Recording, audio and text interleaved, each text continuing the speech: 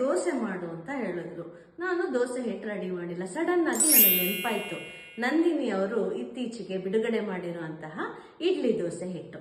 ಮಾರ್ಕೆಟ್ಗೆ ಹೋಗಿ ನಂದಿನಿ ದೋಸೆ ಇಡ್ಲಿ ಹಿಟ್ಟನ್ನ ತಗೊಂಡೆ ಬಂದೆ. ಇದು 900 ಗ್ರಾಮ್ ದೋಸೆ ಹಿಟ್ಟು, ಇದಕ್ಕೆ 80 ರೂಪಾಯಿ.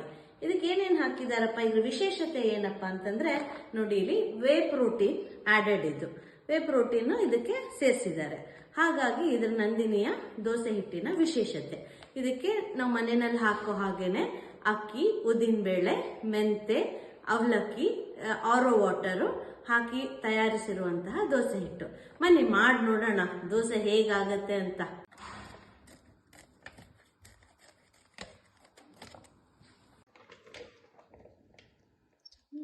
ಇದಕ್ಕೆ ಜಿಪ್ ಲಾಕ್ ಕವರ್ ಕೊಟ್ಟಿದ್ದಾರೆ. ಮತ್ತೆ ಈ ಹಿಟ್ಟಿಗೆ ಉಪ್ಪು ಹಾಕಿರೋದ್ರಿಂದ ನೀವು ಉಪ್ಪು ಹಾಕುವಂತಹ ಅವಶ್ಯಕತೆ ಇರೋದಿಲ್ಲ.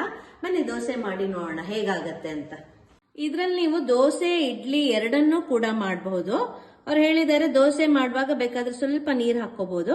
ಇಡ್ಲಿನ ನೀವು ಡೈರೆಕ್ಟ್ ಆಗಿ ಮನೇಲಿ ಮಾಡೋ ಹಂಗೆ ಈ ಹಿಟ್ಟನ್ನು ಉಪಯೋಗಿಸಿ ಇಡ್ಲಿನ ಮಾಡಬಹುದು. ಈ ದೋಸೆ ಹಿಟ್ಟಿನ ಕನ್ಸಿಸ್ಟೆನ್ಸಿ ಈ ರೀತಿ ಇದೆ.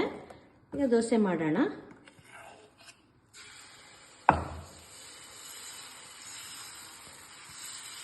ದೋಸೆ ಮಾಡೋದಕ್ಕೆ ಈಸಿಯಾಗಿ ಚೆನ್ನಾಗಿ ಬರ್ತಾ ಇದೆ. ದೋಸೆ ಮಾಡ್ತೀನಿ, ಸ್ವಲ್ಪ ಚಟ್ನಿ ಪುಡಿ ಹಾಕಿ ಇದೀನಿ. ಈ ದೋಸೆ ಹಿಟ್ಟಲ್ಲಿ ಮಸಾಲೆ ದೋಸೆ ಯಾವ ರೀತಿ ಆಗತ್ತೆ ನೋಡೋಣ. ಸ್ವಲ್ಪ ತುಪ್ಪ, ನಂದಿನಿ ತುಪ್ಪ ಆಡ್ ಮಾಡ್ತೀನಿ ಇದಕ್ಕೆ.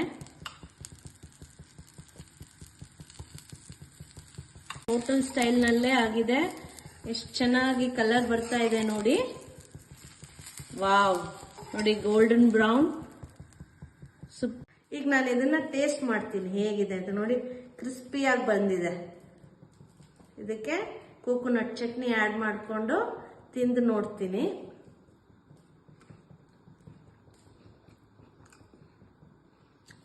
Super crispy, super masala dosa. Nandini dosa ತುಂಬಾ ಚೆನ್ನಾಗಿದೆ.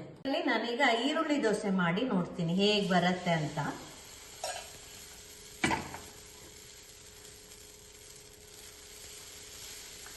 ಆನಿಯನ್ ಉತ್ತಪ್ಪಂ ಅಂತ ಹೇಳ್ತೀರಲ್ಲ, ಅದನ್ನ ಮಾಡ್ತಾ ಇದ್ದೀನಿ.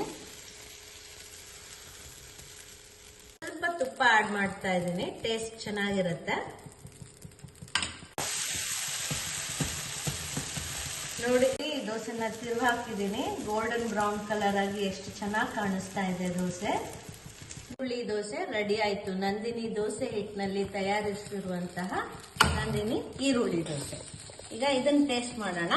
ನಂದಿನಿ ದೋಸೆ ಹಿಟ್ಟಿನಲ್ಲಿ ತಯಾರಿಸಿದಂತಹ ಈರುಳ್ಳಿ ದೋಸೆ ಹೇಗಿದೆ ನೋಡೋಣ. ಬಿಸಿ ಬಿಸಿಯಾಗಿ ರೋಸ್ಟ್ ಆಗಿ ಎಷ್ಟು ಚೆನ್ನಾಗಿ ಕಲರ್ ಬಂದಿದೆ ನೋಡಿ. ಒಂಚೂರು ಚಟ್ನಿ ಪುಡಿ, ಚೂರು ಚಟ್ನಿ ಹಾಕೊಂತೀನಿ ನಾನು.